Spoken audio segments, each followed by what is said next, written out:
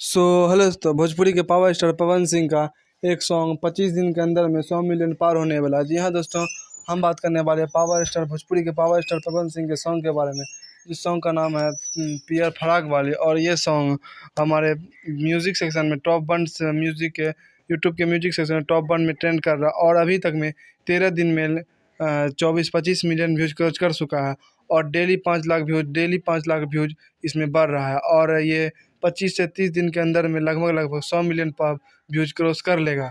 जी हाँ दोस्तों, हमारे पावर स्टार पवन सिंह का जो कि एक सॉन्ग था पियर फराक बा, और इस सॉन्ग में लगभग 25 दिन के अंदर में 100 मिलियन व्यूज क्रॉस कर जाएगा। और इसमें गाए हुए थे हमारे पावर स्टार पवन सिंह, जो कि एक लोकगीत था और बहुत ही अच्छा सॉन्ग था। बहुत ही अच्छा प्यार, यूपी बिहार में बहुत ज़्यादा प्यार और सपोर्ट मिल रहा है पवन सिंह के इस सॉन्ग में, और इधर से भी सपोर्ट मिल रहा है बहुत ज़्यादा। और ये 25 दिन के अंदर में 100 मिलियन व्यूज क्रॉस कर जाएगा। अभी तक 13 दिन के अंदर में 25-26 मिलियन व्यूज क्रॉस कर चुका है। ये थी एक छोटी सी जानकारी।